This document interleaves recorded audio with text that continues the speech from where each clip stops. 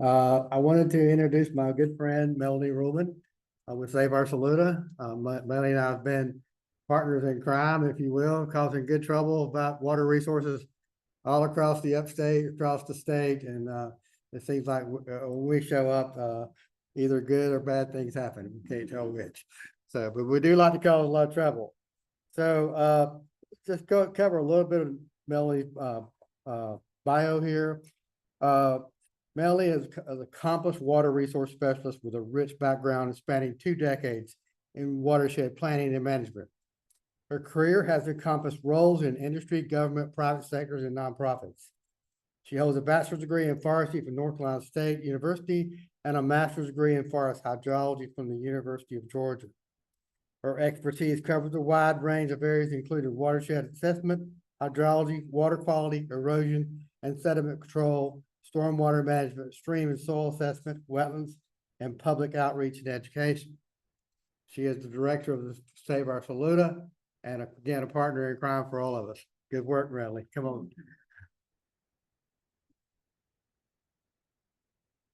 Thank you, Rick, and thank you all for having me here this evening. And I'm going to start out by saying I am not a native plant expert, but I'm a native plant lover, and I'm a student of native plants. So every year I learn something different. Every project I learn something new. But I hope that I can share with y'all some of the things that we've learned through some of our project work with Save Our Saluda. So Save Our Saluda is a nonprofit watershed organization. We work to protect and restore the Upper Saluda watershed.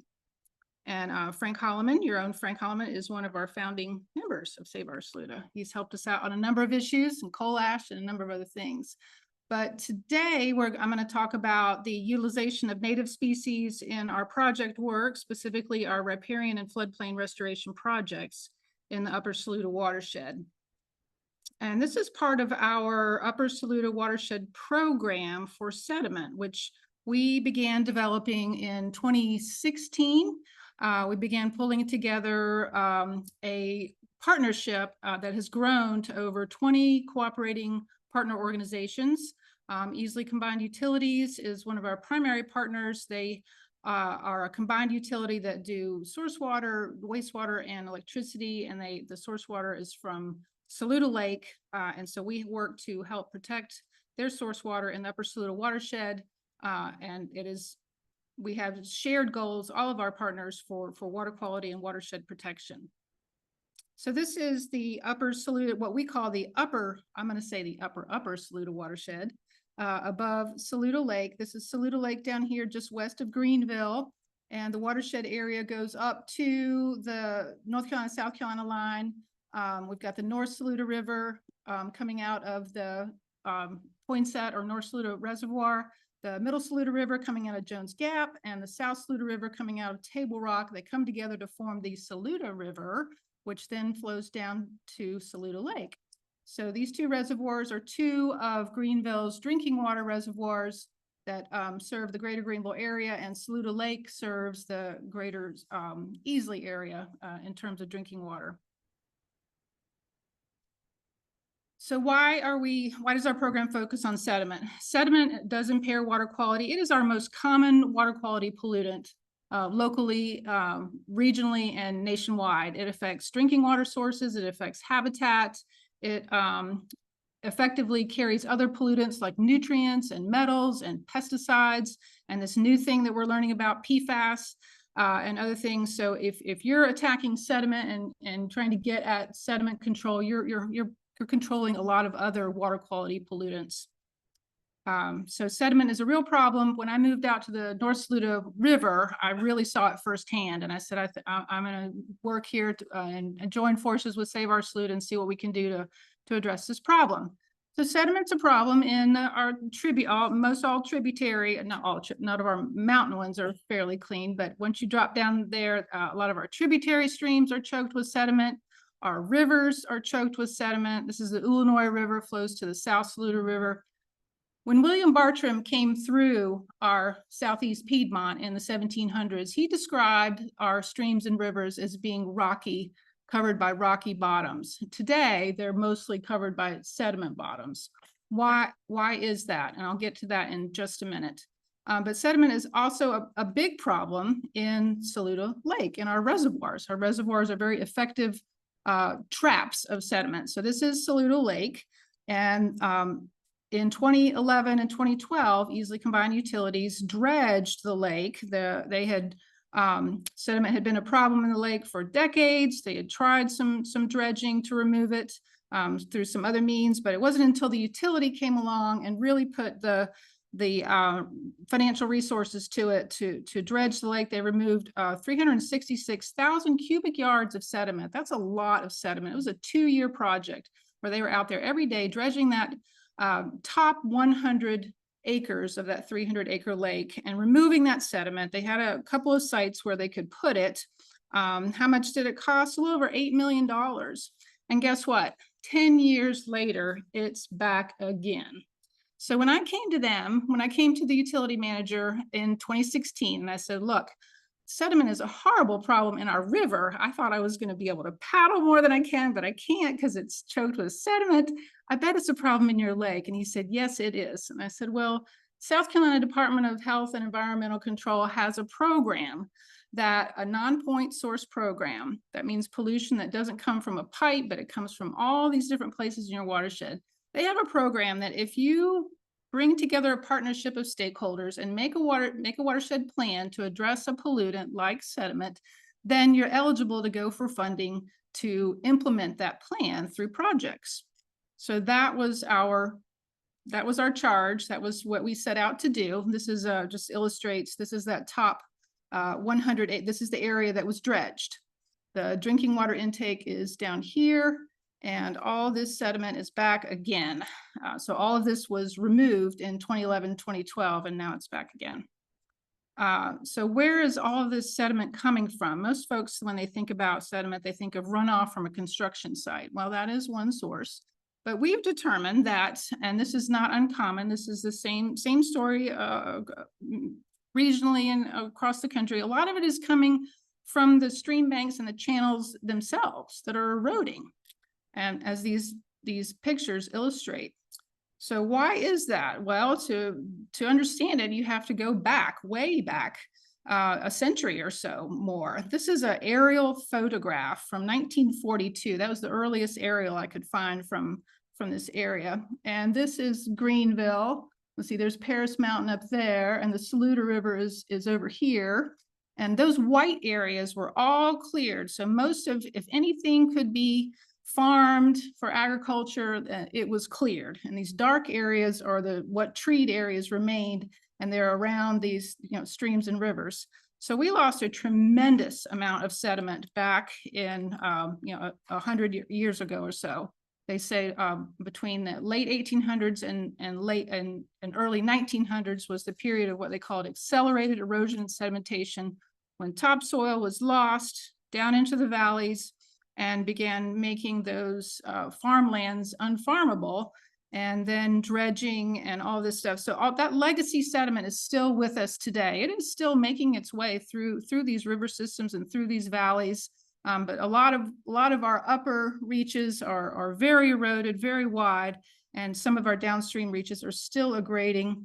And then now superimpose today's scenario of growth and development and impervious surfaces like roads and buildings, and you get a lot of stormwater runoff, and that causes these channels to more flooding and more channel erosion.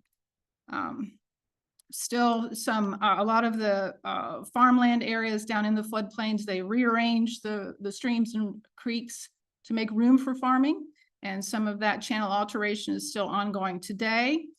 So a lot of the streams and rivers are hydrologically disconnected from their floodplain. What does that mean? That means they're so big and so deep that it takes a bigger flood to come out and spread out into the floodplain and slow down and settle all those sediments.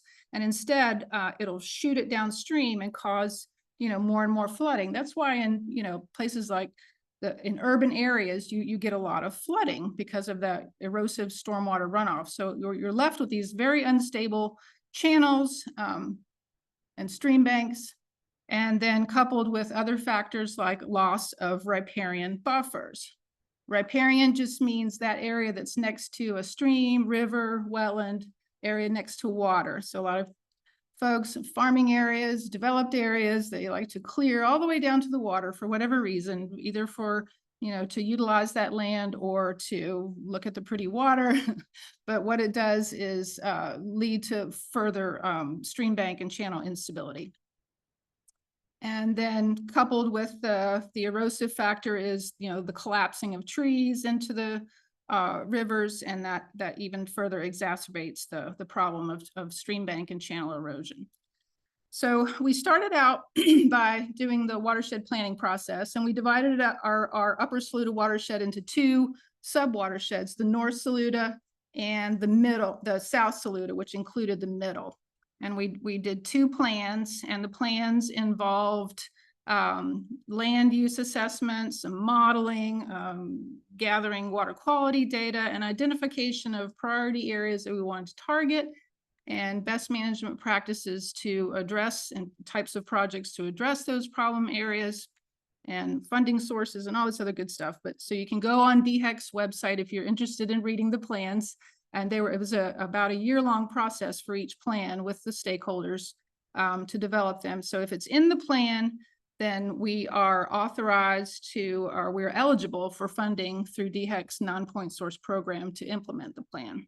And our priority areas are these floodplain farmlands that are intensively managed. And by intensively managed, I mean a lot of soil disturbance.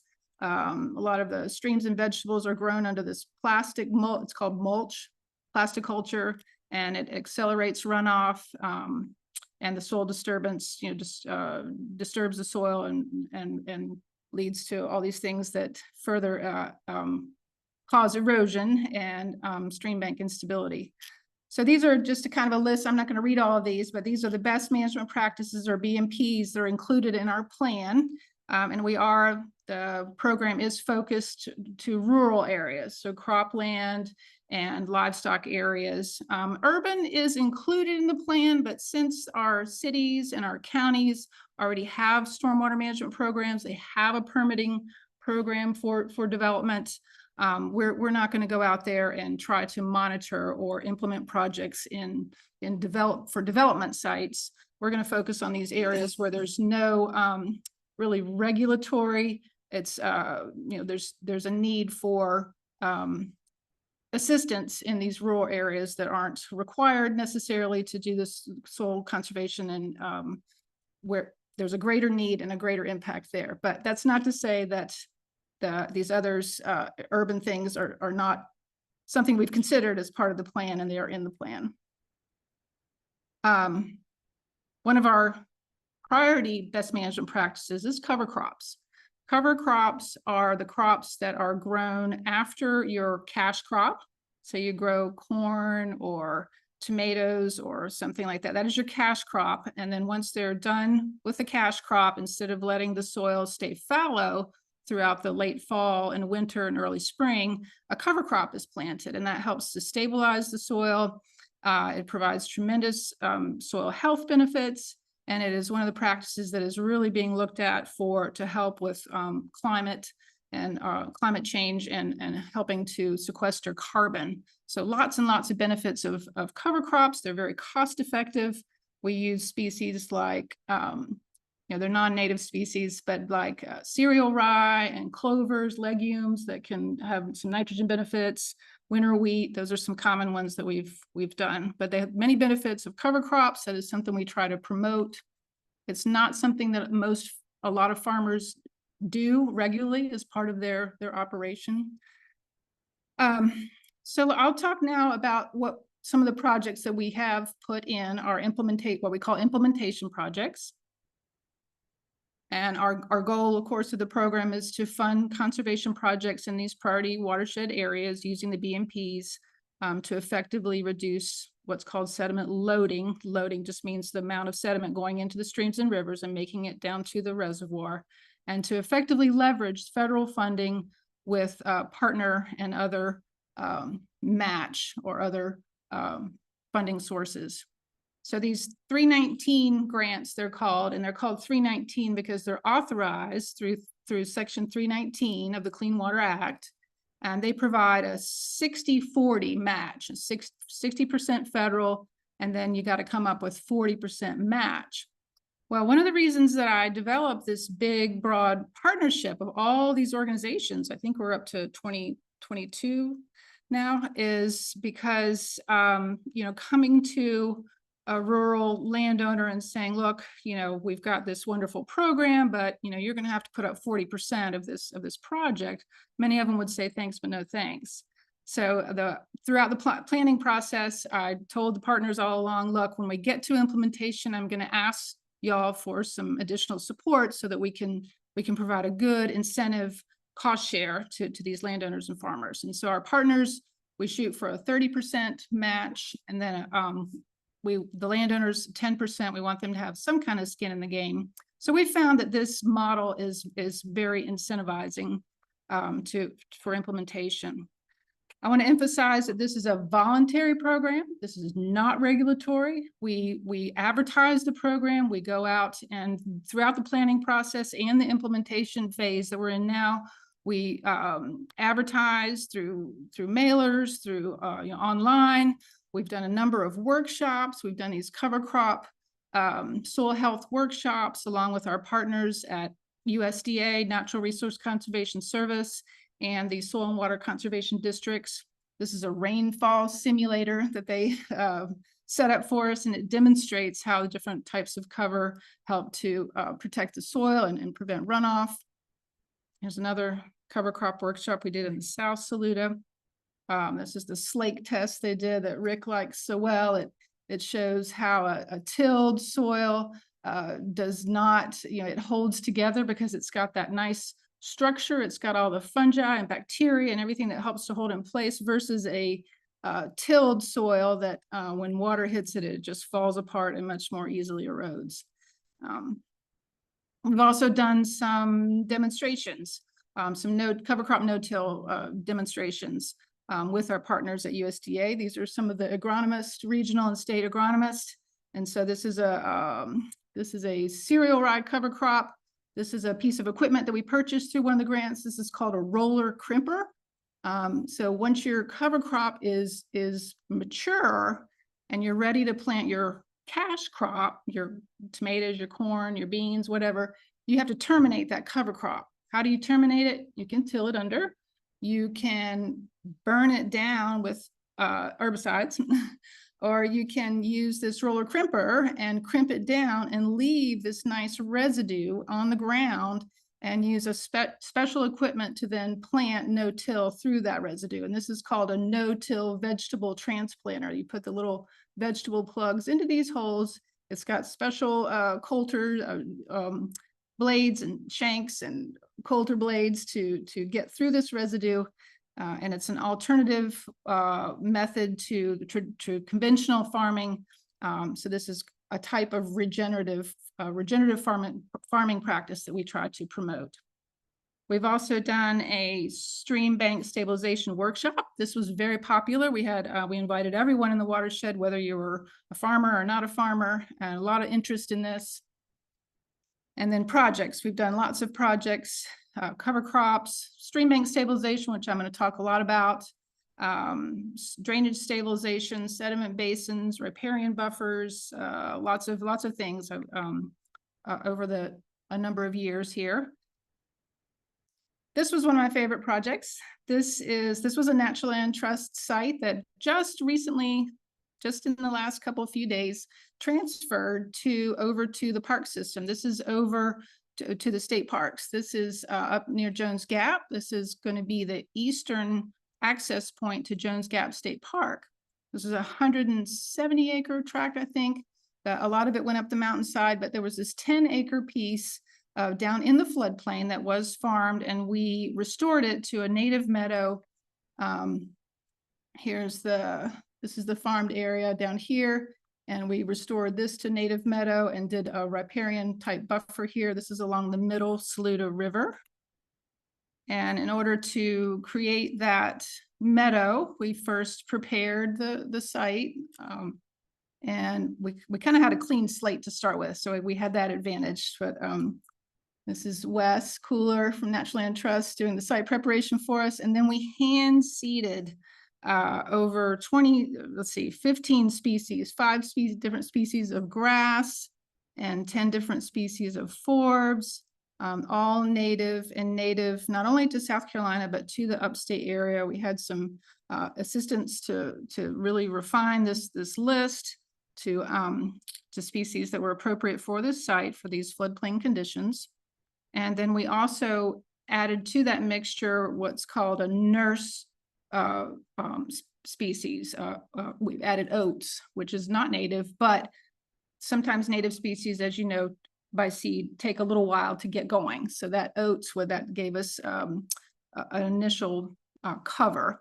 And then this is some of the things that have come up. I encourage you to, if you ride up towards Jones Gap, over on your right, before you get to Jones Gap, is sometimes you will see it in bloom. This is what it looks like in the fall. Some of the swamp sunflower that's bloomed, some of the polygonum.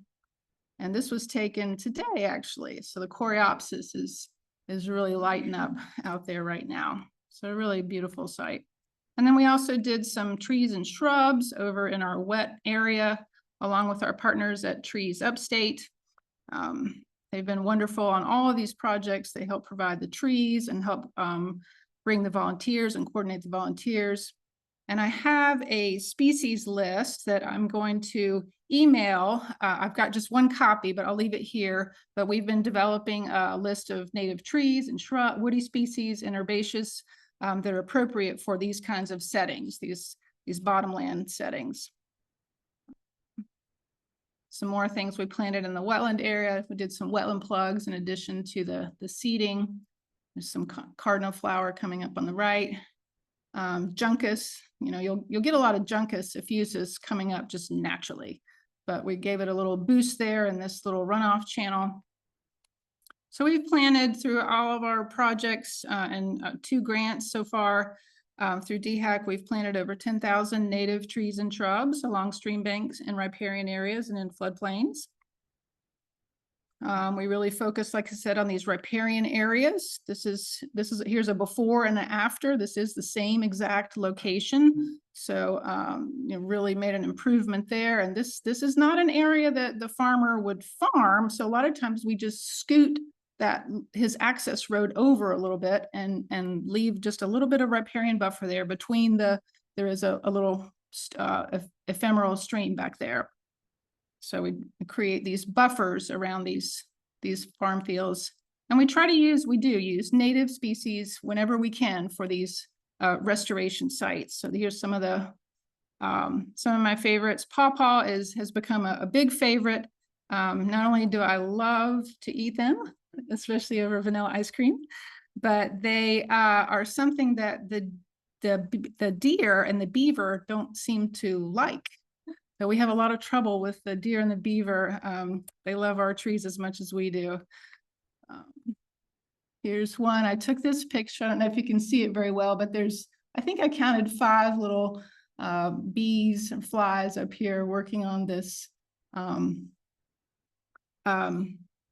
What is this shrub? Not serviceberry, chokeberry.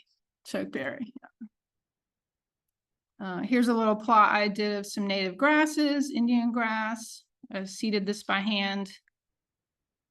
And then now I'll just talk about we're doing a lot of stream bank stabilization. Like I said, that is one of the primary sources of sediment is just our streams and channels just unwinding and falling apart.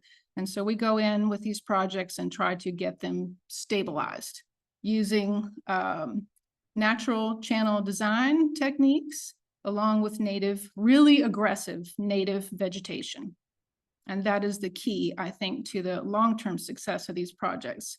So this is kind of a schematic here of our general model that we use. So we'll do some stream bank bioengineering over here on the bank and then create this wetland buffer if one doesn't exist, or if one does exist, we'll enhance it with native plantings of trees and shrubs and grasses. And then a lot of times what we'll do is we'll scoot the farm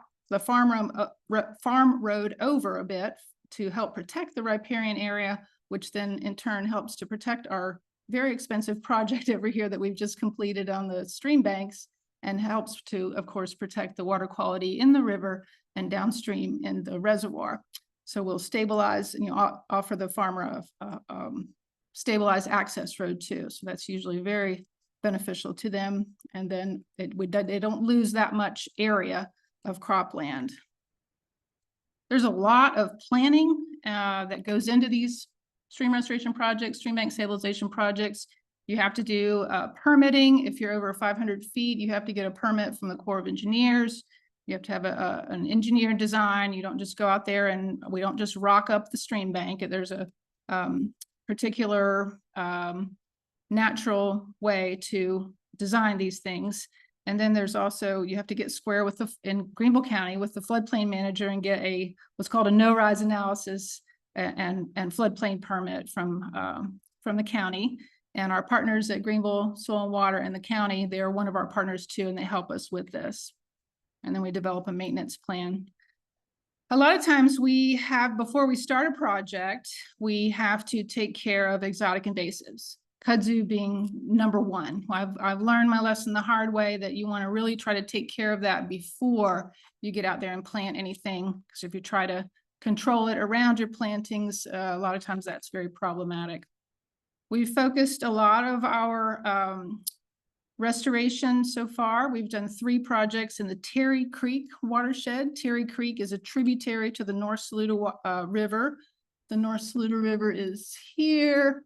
So if you're driving up like to the Poinsett Bridge, Terry Creek Road is off to your left. That's where it is in the world. And it is a residential development up here in this half of the watershed and a golf course here. This part is forested, but then you drop down into these floodplain farmlands where there's not a lot of riparian buffer. And it's just because the slopes are so steep up here, and it just doesn't take much when you develop the mountains and lay down pavement. It doesn't take much to create really, really erosive conditions. So this kind of illustrates, this is a stretch that we haven't done yet. This is actually old Highway 25 right here. This is the culvert where the creek has rearranged itself because of all the sediment. And instead of going at a 90-degree angle through the culvert, it was slamming against the embankment there. So I contacted DOT, and I noticed today that they have repaired that. It was a pretty big project there. So these, stream bank erosion threatens not only, the stream and water quality, also threatens infrastructure. And that's where our utilities are spending a lot of money to protect their pipes and bridges and roads. Our first stream bank restoration project was on Terry Creek. And this landowner came to us after the February 2020 flood. We had a flood of historic significance, I'll say. All the older farmers, no one had ever seen it quite that big. I remember at my house on the North Saluda, it came right up to our porch. We were very concerned until it started going the other direction. But we got a lot of calls after that flood, and this was the first one. And this lady had lost 40 feet horizontally in this section here from her creek, and said, "Help! I got your flyer at the Feed and Seed. Can you help us?" And we said, "You bet, we certainly can." So this illustrates, the farm road. We before, they were farming right up to the edge. So we scooted them over here and did some stabilization work here, and then created that riparian buffer.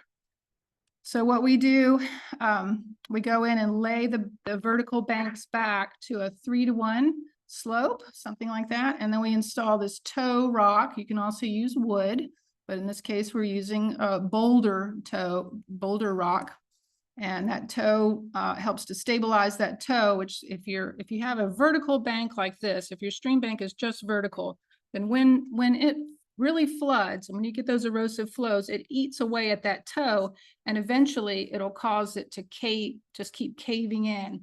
And so that's how these streams and rivers migrate and lose so much soil and land. So you got to stabilize that toe with rock or wood. And then we also do these in-stream rock structures. A cross vein is it's like a V going through the river, and it's like a grade control. It helps put that erosive storm flow into the middle of the channel and off the stream bank.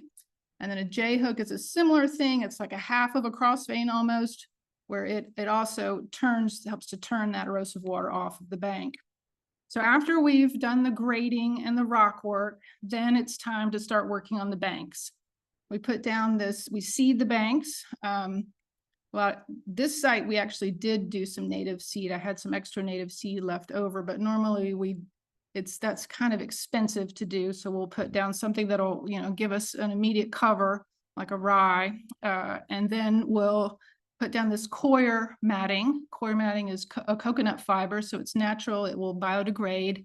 And then we put in live stakes, which I'll talk about in a minute, on the toe. And then here our contractor is putting in some native plugs on the stream bank. So we really work on getting those stream banks vegetated. And one of the very important tools that we do, there's a cost-effective way to do this, is live stakes. Maybe y'all has anybody heard of that term, live stakes? I know Frank has. A couple more. Good. Oh, awesome. So I do have one of my handouts is a live stake handout fact sheet. So there's certain species like black willow is very commonly used, silky dogwood, buttonbush, elderberry. Those are kind of our go-to species. They're commonly found around here.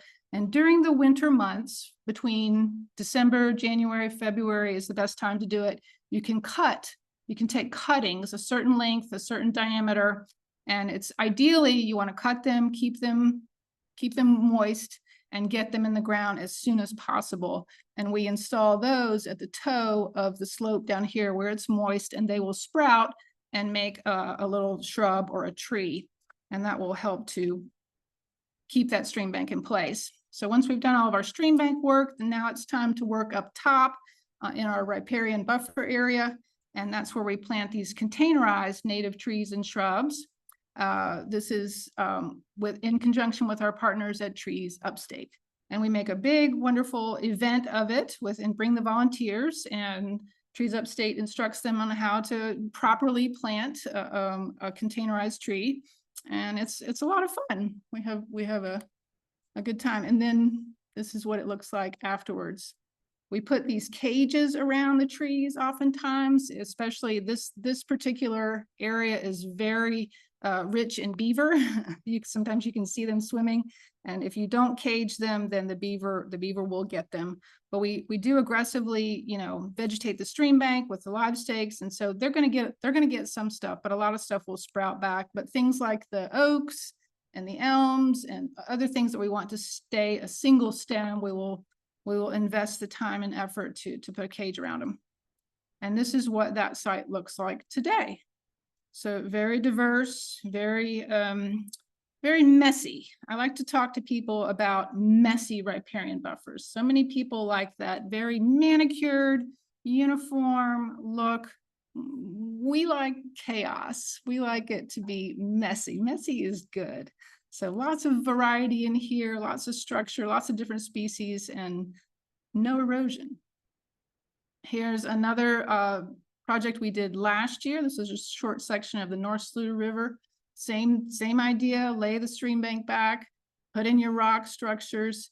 Here we've got, this is a rock-lined waterway. A lot of times these floodplain fields, the farmer needs to drain them to be able to farm them. So we give them a stabilized outlet for drainage. And it kind of performs two functions. It helps to drain, after rain events, but also during flood events, it helps the water to come out and reconnect with the floodplain where it can dissipate its energy and drop out sediments. So same thing, this farmer called us after the 2020 flood. This is his farm road there, if you can believe it. And this is what the stream bank looked like before. And then during, we use, of course, heavy machinery to place the boulders. And then during and after. Another Terry Creek project that we did last spring. This farmer's little 4-acre field, he had lost about a ½ acre here over the years from the stream, just kept moving this direction. So we helped him put it back together. This was what it looked, and when we started planning this project, we put stakes 5 feet from the edge of the bank here. Well, in a year's time, a lot of those stakes had disappeared because of the bank loss. So a lot of this erosion it's happening very quickly. And this was one of our first projects that we did, this one and the last one, in cooperation with USDA's Natural Resource Conservation Service. They have a much more robust program than we do for providing landowner assistance for soil conservation projects. And so while we can't count their work as matched to ours, we work in parallel. So it works really well. So we don't spend out all of our grant on one project, because some of these projects like this one are on the order of $250,000, believe it or not. So that is why, landowners oftentimes can't do to the degree that they need to get these stabilized. And that's why these programs exist, to help them. There's a before and after. So live stakes down here. We did a lot of plugs up here. I really like the river oats and the switchgrass, and we'll plant, on the order of hundreds to thousands of these. So we need to, find some place that can give us that kind of quantity at a nice wholesale price. And then up here, up top, doing our containerized trees. And here's an aerial view of our riparian buffer, brand new road, and then the farm field over here. He's getting ready to plant his peppers, I think, that year. And here's an after shot. And the seed bank, you also, in addition to what we plant on the stream bank, you get a lot of native stuff popping back up. So that's really nice. This was our first cattle project, cow crossing we did. I'll zip through this one really quick. This was a multifaceted project. Cows in the stream.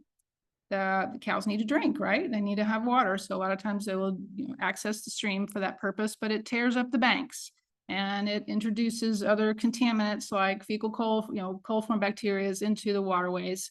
So fencing them out is a great thing for water quality, but they still need to drink, right? Well, this particular landowner had an existing well, so that was not functional. We rehabilitated that well and we ran brand new water lines to these troughs and created some heavy use areas and troughs for the cattle. And then we fenced the cows out of the creek here all the way this way. They didn't access this part. The cow fields are here and here. And then this crossing is what the landowner called us for. Again, it blew out in the February 2020 flood.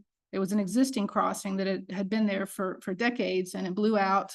And he tried to do some culverting himself, but it just didn't quite work. So it wasn't until NRCS and our program came in to help him out. And we did this crossing. This was, I had never seen anything quite like this before, how they put in this crossing. We excavated that out, and in that is a lot of rock of different sizes at the right elevation so that the stream flow runs over the rock and doesn't wash it away. So in the end, and then we had stabilized the entrance on both sides. And in the end, you've got this nice stabilized crossing here that the cows can access the different fields. And then we did some stream bank stabilization on either side. Now you have to block them out from the stream. We've got them fenced out over here. They're getting across the stream, but we don't want them to walk up and down the stream. So our fencing guy proposed this unique system, which it's working. We mounted these barrels to a wire cable on either side, and that allows it keeps the cows are not going to go through the barrels. And during flood flow, it allows the water to go through. It allows large woody debris to pass through. And so that works really well. And then fence them out. The easiest riparian buffer to make is to just back up and let nature run its course, unless you have a lot of exotic invasive vegetation that you need to take care of. But in this case, we didn't do a whole lot of planting at this site, except on our stream bank stabilization area. But where we did fence out, we really couldn't afford to, our grant couldn't afford to restore the entire thing. Just around the crossing, but some additional stability was needed, and that's where these wonderful live staking came in. So we just did some live staking in addition to our crossing work, and then also some native plugs. And then just some pictures of the water line here that we ran, the troughs that we installed for the cows, and we also stabilized the farm road. Another stream bank stabilization project this year on Middle Saluda River. This one was kind of neat. Yeah, I do have a picture. So here's the floodplain farm field. Here's the Middle Saluda River, upstream to downstream. So when this landowner lives here, bought this property, there was a berm, a tall berm, this purple area. It was a berm over my head on the levee there, but it used to go all the way down here. Well, he removed it when he moved in, but it was so expensive. That's a lot of earthwork. This is about 4,000 feet from here to here. But he was having some stream bank erosion problems here. This is where we did our stream bank project work, but really wanted to address this berm. We didn't have the resources to take the berm down, and it was now vegetated with trees and everything else. So instead, we strategically located 2 spots to punch through that levee, that berm, and create these rockline waterways so that during high flow, the floodwaters could access the floodplain. So that's what that is there. And back here is just some of the work, the grading, the rock work, live staking, and then planting the plugs into our core matting here. And we've got different contractors for different, that specialize in different things. And then our volunteer day with Trees Upstate. And we planted, I think, over 300 trees that day. And we planted all around that farm field. And here it is after. Perry Creek, it's kind of wash, rinse, repeat. We're doing the same thing on each one. Same situation there, laying the bank back, rock work, vegetating the stream banks, and creating that riparian buffer. And this is today. I was out with my dog, Rosie. She is a photo hound. Every picture, I think she's on almost every picture. And then kind of parallel, but not funded through our 319 program so much but in cooperation with Natural Land Trust and the utility, we help to provide we strategically plan for land acquisition for source water protection. And then we also work on policy, local policy work. So we're very excited. Rick worked a lot with us on the riparian buffer, getting a riparian buffer ordinance in place for Greenville County. It requires a 50-foot buffer for smaller streams and 100-foot for larger rivers for all new development sites. So that's in Greenville County, and Pickens County just passed a buffer ordinance too, 50-foot for all waters of the state, which includes the smaller streams and the wetlands. So we're very happy about that. So that's my presentation, and I'll be glad to entertain any questions. Yes. I get barrels. You don't get the blue barrels? Okay, let me go back to the picture. So the wire there's holes drilled, 2 holes drilled on each side. So they're dangling, they're swinging. And when it floods, they come up and float, but they're still connected to the wire. And then when the floodwaters recede, they go back down and provide this barrier so that the cows will not go through those barrels. So you said, like, for that picture, for example, you said like trees go down. Yeah. Go down. The barrels in the way. Well, there's a little space between them. You might have a big branch get stuck, and after the flood, you got to go in and pull it out. But it generally allows water and debris to pass through. Yeah. Yeah. And of course, you're not going to be walking your cows through the water during the flood, hopefully. And there's a gate on either side, so you can close it off when you need to. Yeah. When you stabilize the bank, the tree, Yes. why would you ever use wood? So you can use the rock or wood. Why would you use wood? We actually haven't done a project yet doing that, but on smaller streams and rivers, I think you can, on these larger ones, maybe not as much, but there's methods to do that. They interlace them and work them into the bank and then vegetate the banks very heavily. And so it provides a natural means of stabilizing the toe. I mean, rock is natural too, but you know, there's not a ton of this much rock naturally in these streams, but so either one can be used. Right. It does, but if you've got your bank properly vegetated, then then that's why we use native woody species, particularly on the bank, to get those deep roots down into the bank. Yeah, but we have yeah.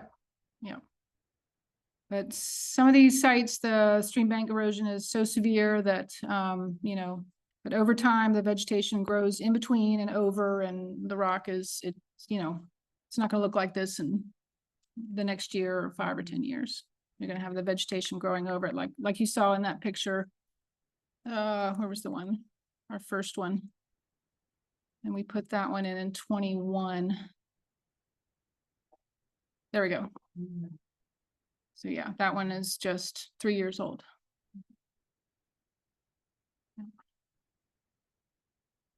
Yes. Question. Uh-huh. Little, cage 3. Mhm. We make them ourselves, yeah. But we have our method down now. We use chicken wire. I like the 3 foot, not the 4 foot. We've used both, but the 3 foot you can get into if you have a tree cage, you got to maintain your tree cage because over time, vines and all this stuff. So I like the 3 foot, and we use a 11-foot length, and we double wrap it.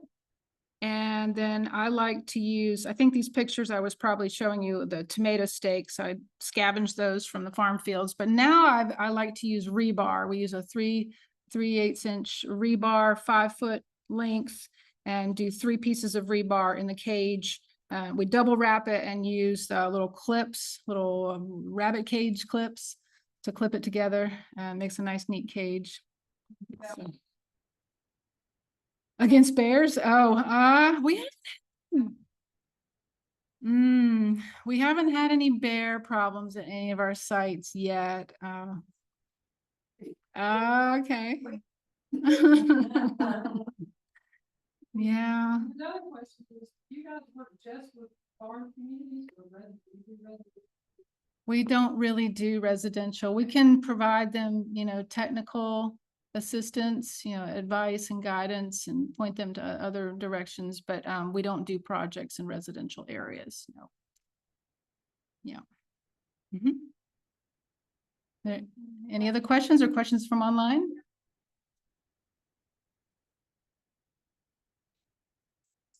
County, if you're an animal.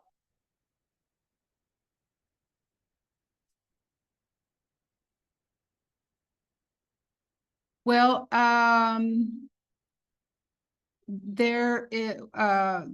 you know, NRCS has programs in every county. So you can check with your local USDA NRCS office for through their EQIP. It's called EQIP, Environmental Quality Incentives Program. But you should have a district conservationist in Spartanburg County that could assist there. And there is a 319 active, I think, still in the Broad River Basin through Upstate Forever. So we could reach out to them to see. It depends on where you are. You know, we can't fund anything outside of our designated watershed area. So it has to be within the watershed and within our priority areas. But USDA does, I would strongly suggest to reach out to, you know, either your local extension could help you, point you in the right direction, or your USDA service center could as well. Sure. So we have a situation where we've got a storm. You're dredging that thing. I mean, Mhm. to me, that sounds the problem. Perhaps is that too frequent, or is that normal, or? I'm just curious. I mean, it's hard to say without, seeing the particular site. I guess I would ask, where do they think the sediment is coming from? Is it something you could address upstream? And uh-huh. Mhm. Not enough. Yeah. Yeah. Well, unfortunately, these, ponds. Yeah. Yeah. If it's a small pond, you could create what's called a sediment forebay up in the headwater of it. So you'd have a smaller area to catch the sediment, and then you could dredge that area more regularly and then keep your pool area down below. Is it just a stormwater pond, like for a development? It's not. Uh-huh. Mm-hmm. Yeah.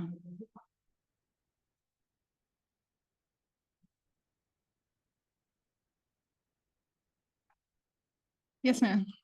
Talked about the level of impact of like the three factors that you have, the bouldering of the stream stabilization, the woody plant, and then the forest boundary. Mm-hmm. So what was, were to count, do them like 1, 2, 3, what has the highest impact? We like to combine them. Right, yeah. I mean, I like to say that they're all needed. But I do tell, landowners if they don't have the resources or access to these resources, then, vegetating your banks is the minimum that you could do, live staking and planting. Stop mowing. If you're mowing up to the edge or mowing to the water, stop mowing. Leave a buffer, we like to say a 50-foot buffer if you can from the top of the stream bank. Even if any buffer is good, 25 is even effective. But depending on, how affected your channel is, then, more might be needed. If you're in a vertical configuration, getting those, even laying the very top of the stream bank back to a more stable configuration and getting that toe stabilized with live stakes or other vegetation is a very, low cost. And if you're doing less than 500 feet, and if you're staying above what's called the ordinary high water mark, then you can get away with no permitting. Yeah. But you can, Clemson Clemson Extension has a great program for backyard stream bank stabilization. They have an online manual. So you could look, I could send the link when I send this stuff. So that's something that folks could, and you can always reach out to them. They could give you some technical advice. And a lot of times your soil and water district folks will come out and give you some technical advice. Mm-hmm.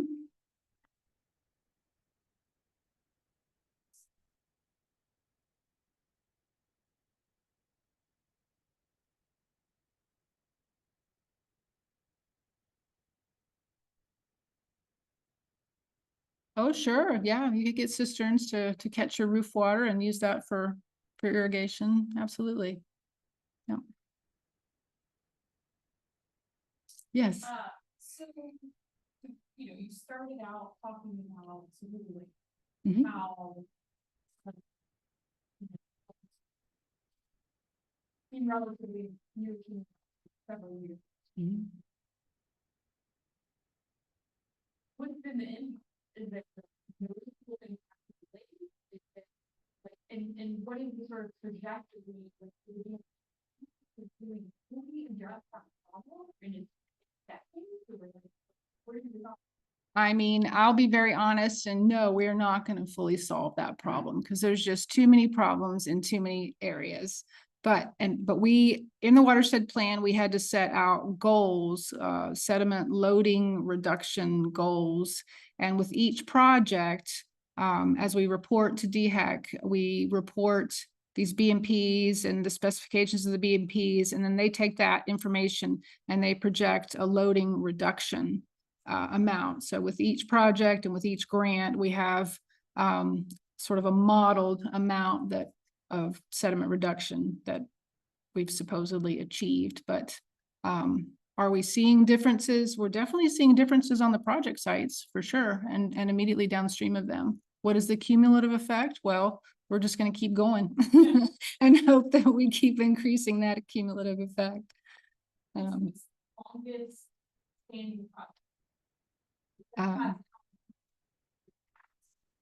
The 2021, that first Terry Creek one I showed you, that we have done. Yeah. Yes, we have had some areas that we've had to go back and repair.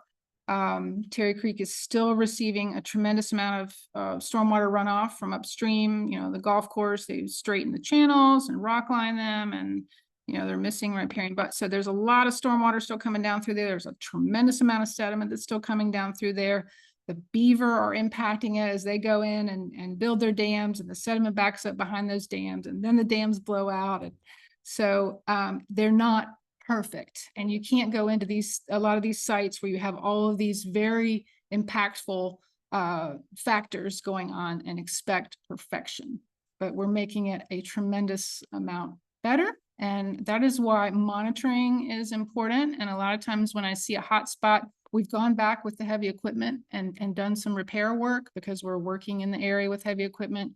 But in other areas, other instances where we can't do that, it's cost prohibitive or logistically not possible, I go in and live stake. I see a hot spot and I'll just stick my live stakes in, and I've gone back to look at it, and that's helping a lot. So some sites are a little more stable than others, but that's why we have focused on Terry Creek. It was just a mess, and some areas still are. So we hope folks will call us up if we get another grant, and hope they'll participate in our program. Sure.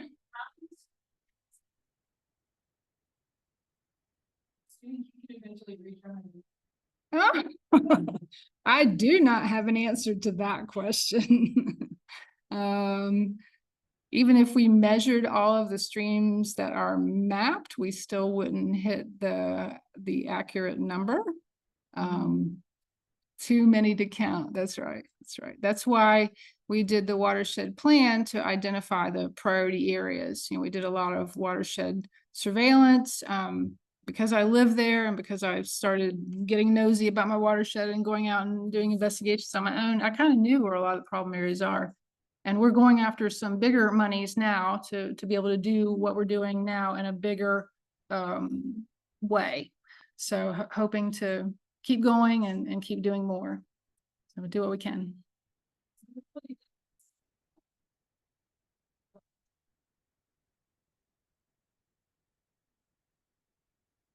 Oh, no, this is not part of the Savannah system. No, this is different watershed. Yeah, the Savannah is to the west. Yeah, this goes to the Saluda and eventually down to the Santee and goes into the Atlantic. This is part of the larger Santee.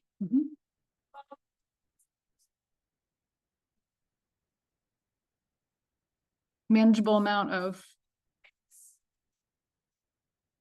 restoration. Well, this project that we put in for funding, I think we have 12 miles on that. Yeah. So the size of projects that we've done range from 150 feet in length to a little over 1,000 feet. So we like to tackle about, a nice project is a couple thousand feet. That's a nice size project. Do you have to have the cooperation of the neighbors? Oh, yes, we don't go to them, they come to us. We advertise the program, we educate the community about the program, and it is totally voluntary. We are assisting, we are responding to their request to assistance. See. Well, I mean, if we put in a project and there's a little, hot spot of disrepair, or, we get a little erosion, then that's what I mean by hot spot. Yeah, of a completed project, yeah. But we don't go onto anybody's land without permission. We don't, no. And we do notify adjacent landowners that may be impacted by the project. Yeah, so we're very careful about landowner rights and all of that. And this is, we're So the 50-foot, what does that mean? Well, that is a recommendation. It is not, again, regulatory, unless you're a development and in a, permitting situation with the city or county. But 50-foot means from the top of the stream bank perpendicular out towards the upland. That is like a 50-foot width. But it's never the same width. I mean, it's variable depending on because streams twist and turn, and you've got your road. And so we work with the landowner before we lay out the buffer, and we'll lay it out. And it's a discussion and an agreement before we do it.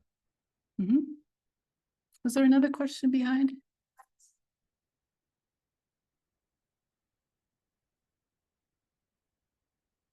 Yes. And black willow, and one of my favorites is silky dogwood. Red osier, and yeah. And there are some others too, and you can buy the live stakes. There's some nurseries that sell the live stakes, so you can order them, or you can go out and cut your own. We've done both, I guess. Our contractors go out and cut their own, but we've ordered them as well. But it's very important to do it in the right time of year. Like right now is not the time of year to do it. They would dry out. And they would not, maybe they would sprout, you would just get a low percentage. So for success, you want to do it during the dormant season. We do, yes. We like to put these projects in the very late fall through the winter and very, very early spring. And that way we're also out of the way of the farmer, because they're not operating at that time. Yeah. You're welcome. Thank you for having me.